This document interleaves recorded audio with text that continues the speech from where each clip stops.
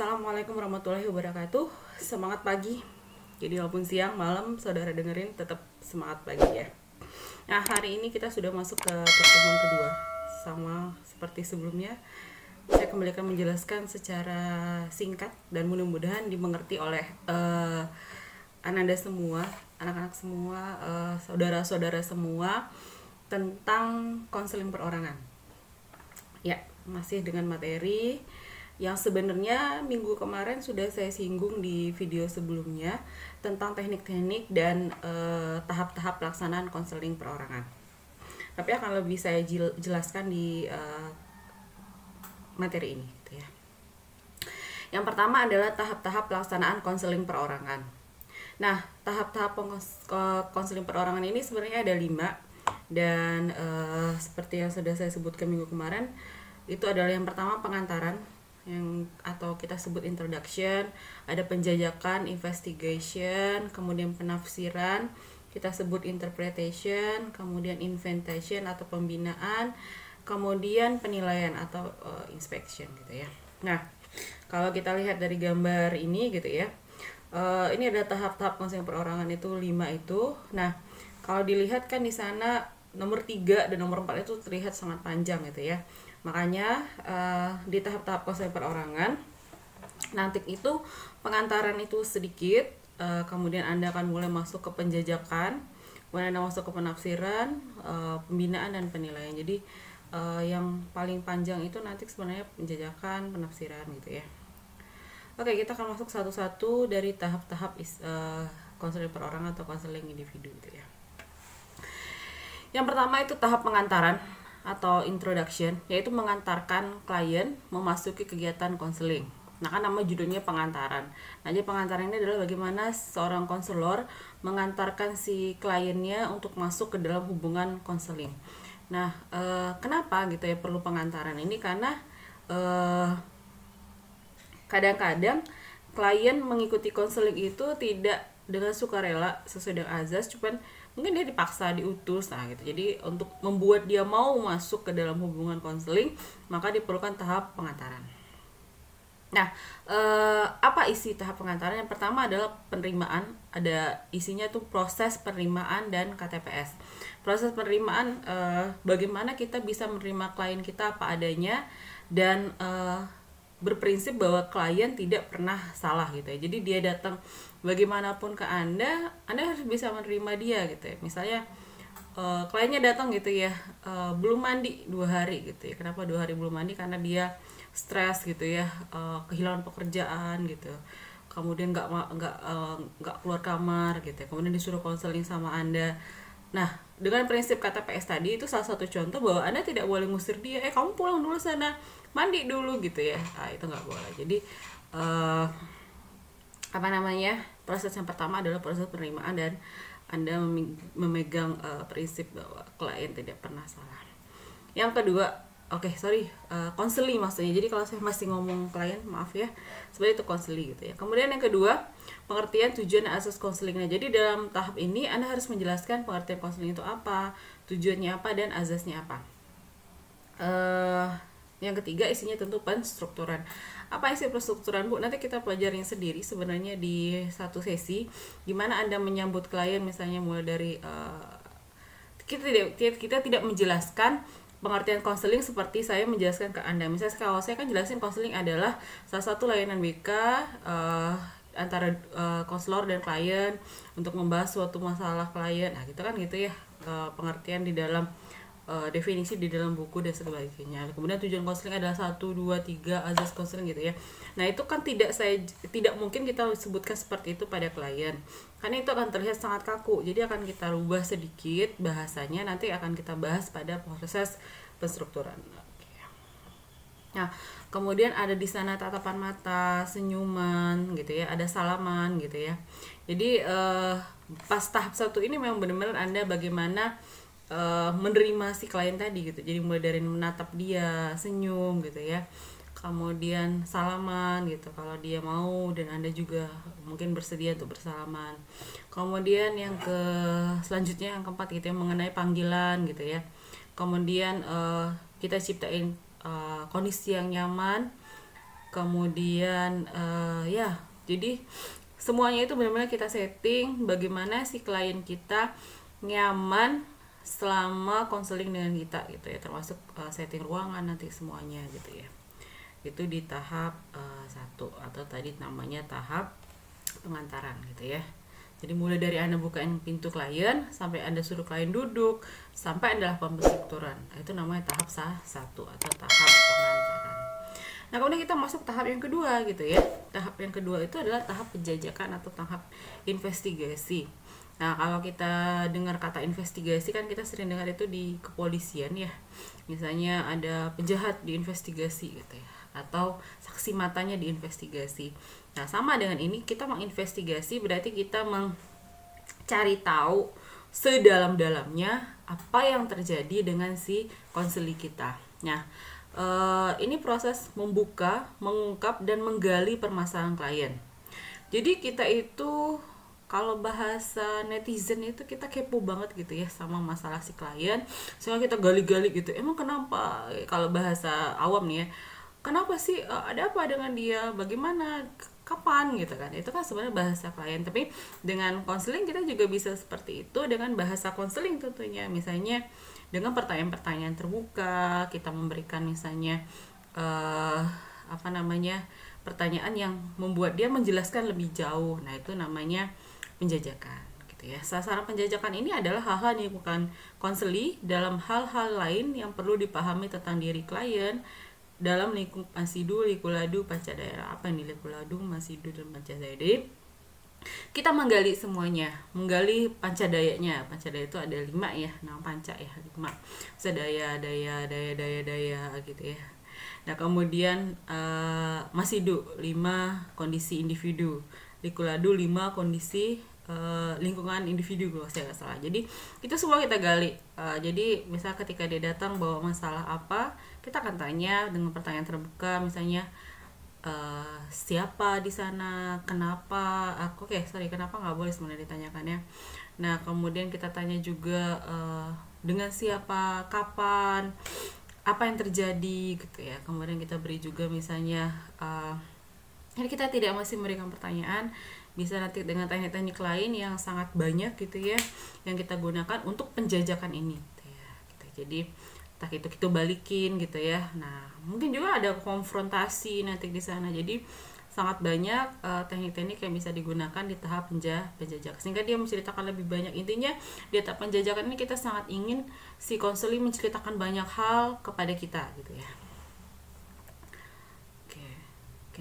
Kemudian tahap memasuki konseling, mendalami permasalahan yang dialami. Oke, jadi ini tahap memasuki konseling. Jadi udah masuk ke tahapan konseling ya, mendalami permasalahan.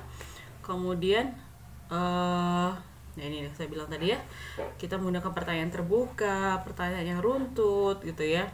Jadi dorongan minimal misalnya, oh ya terus lalu, oh ya Allah gitu ya, terus kenapa, gimana ya gitu. Jadi itu adalah dorongan minimal yang kita tidak perlu bertanya detail. Misalnya kapan kamu bertemu dengan dia terakhir kali, itu kan detail.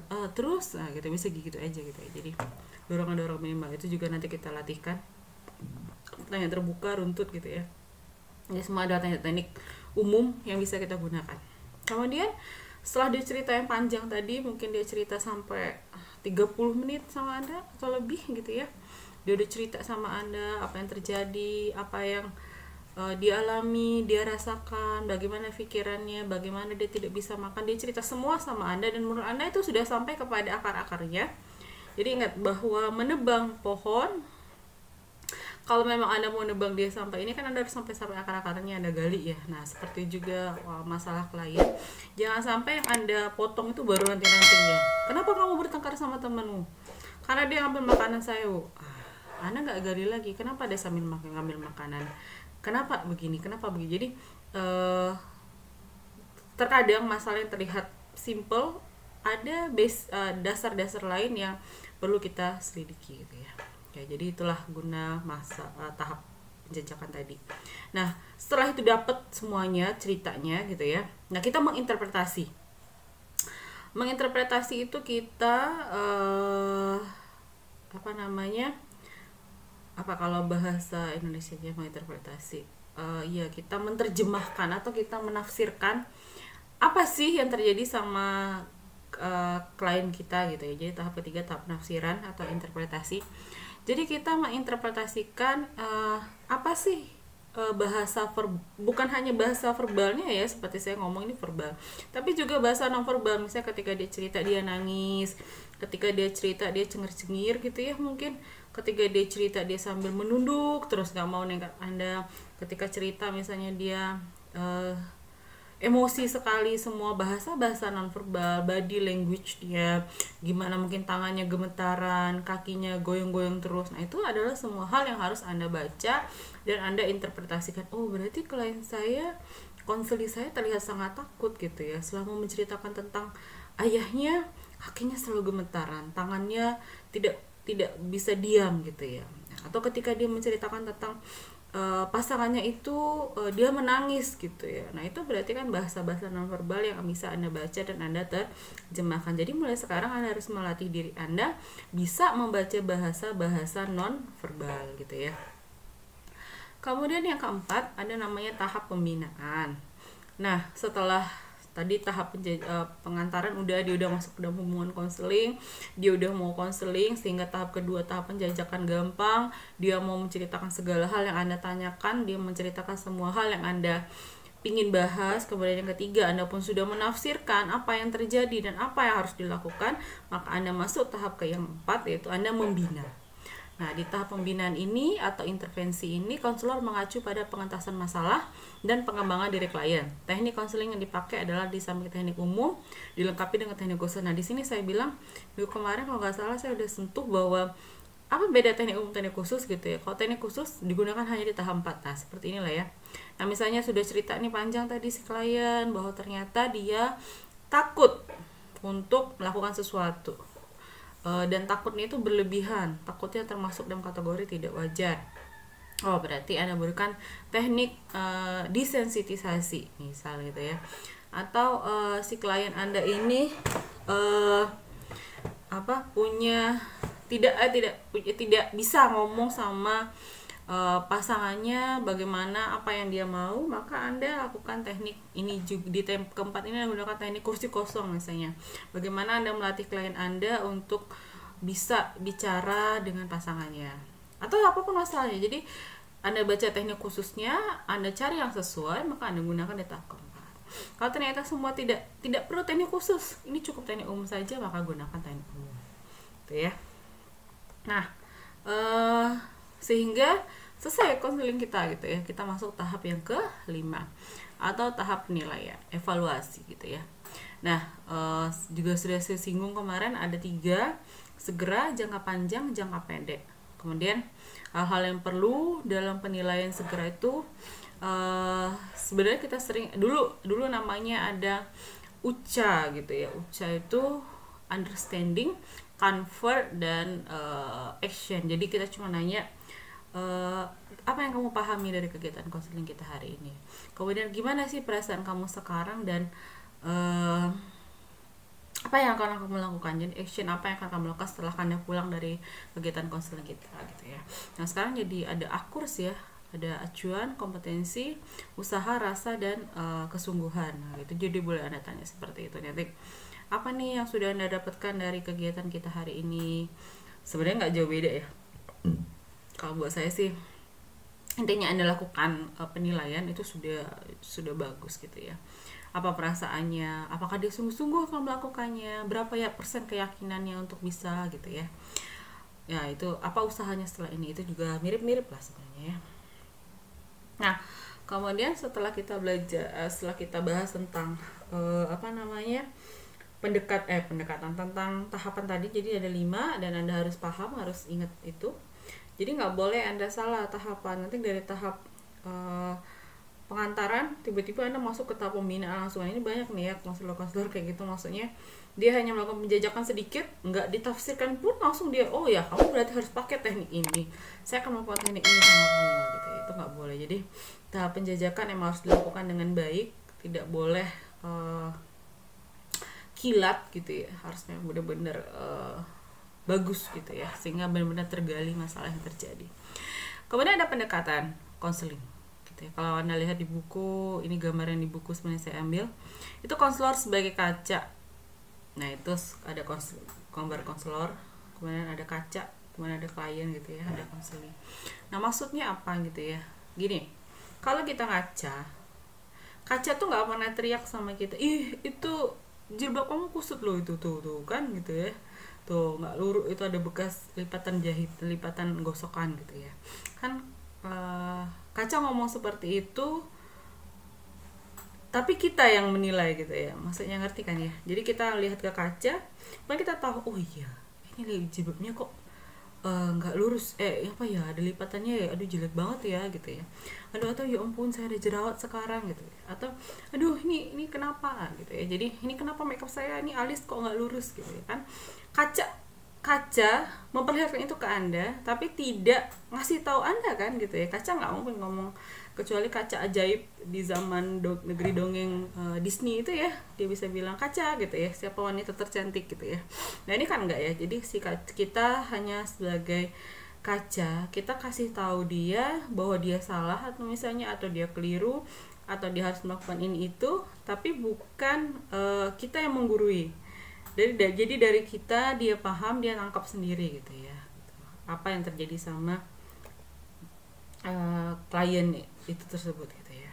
Nah kemudian juga dalam konseling kita menggunakan pendekatan eklektik terutama ya, tapi kalau mungkin kemudian Anda di next years gitu ya, di tahun berikutnya atau di semester berikutnya Anda belajar tentang model-model konseling atau pendekatan konseling lainnya, Anda ketemu, wah Bu, pendekatan konseling itu ternyata banyak Bu gitu ya. Ada behavior, ada humanistik, direktif, non-direktif, kognitif, emosional, dan semuanya yang Anda baca dan Anda pelajari. Saya mau pakai behavioristik Bu gitu ya, saya mau pakai elektik, ya nggak masalah gitu ya. Tapi kenapa saya perkenalkan bahwa kita lebih baik menggunakan eklektik? Nggak lebih baik juga ya, cuman kebanyakan konselor menggunakan teknik pendekatan eklektik karena pendekatan ini tidak fokus ke satu saja. Misal tadi ya, ketika di tahap pengantaran kita kan menyambut klien dengan ramah, nyaman, segala macam, itu kan Rogers ya, counseling self, gimana kita membuat klien itu nyaman dulu, enak dulu, kemudian nanti kita gunakan mungkin teori lain, misalnya kita gabungkan katarsis gitu-gitu ya. Itu kan tidak satu metode, tidak satu pendekatan, sehingga kita nggak bisa bilang bahwa saya konseling dengan metode behavior aja Bu gitu ya. Gitu ya. Jadi bisa jadi behavior itu memang konseling yang Anda lakukan ketika klien Anda bermasalah dengan masalah tingkah laku. Misalnya yang paling gampang, klien saya telat terus ke sekolah. Kenapa telat terus ke sekolah? Dia bangun tuh telat terus gitu ya. Kalau kita harusnya bangun jam 5 atau setengah 6, dia bangun jam 7. Sementara 7.15 sekolah udah masuk.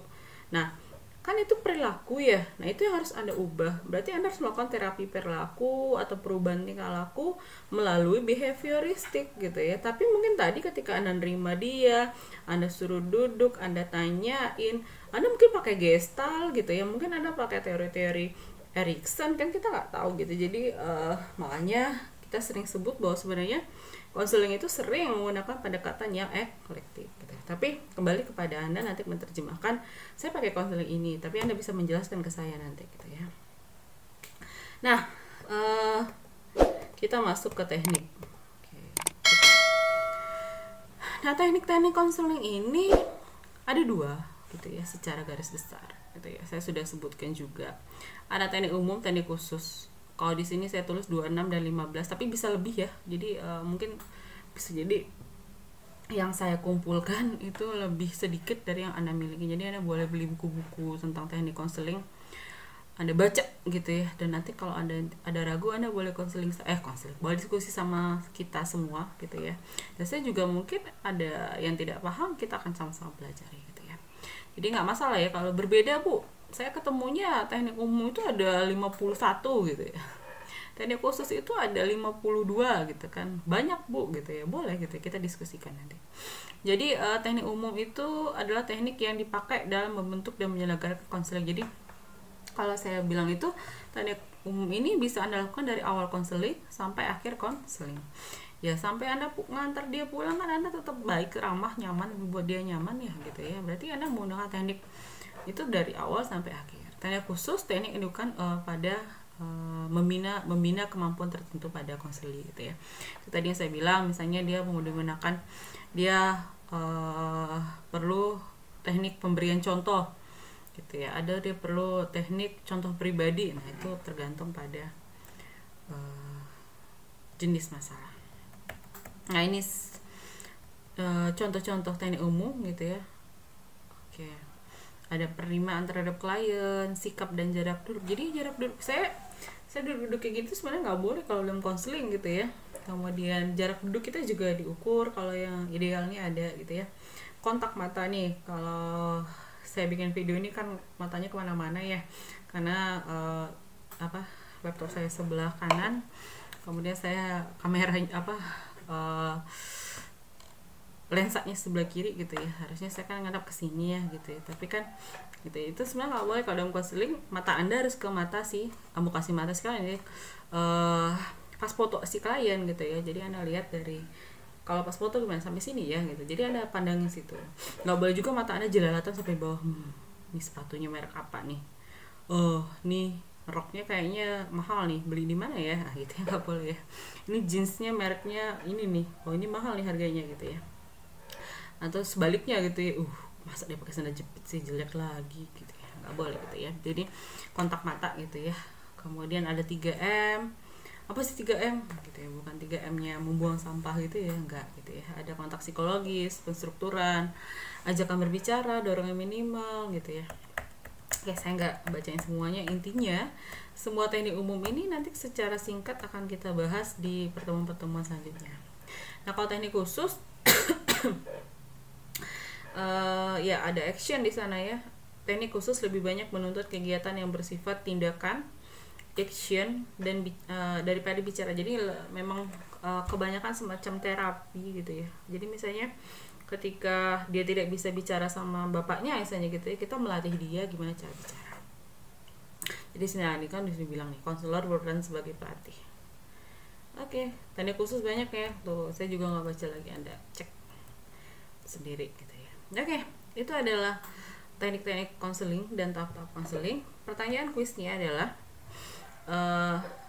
secara garis besar sebutkan perbedaan teknik umum dan teknik khusus yang Anda sudah dapatkan, baik dari saya menjelaskan atau dari buku-buku yang Anda pelajari. Kalau Anda dapatkan dari buku, lampirkan referensinya. Terima kasih sudah mendengarkan. Boleh langsung nanya, kalau mau nanya di komentar di YouTube-nya boleh, mau tanya di Google Classroom boleh, di grup WhatsApp-nya juga boleh. Itu saja, terima kasih sekali lagi. Semoga Anda bisa jadi konselor yang baik. Assalamualaikum warahmatullahi wabarakatuh. Selamat pagi, semangat pagi.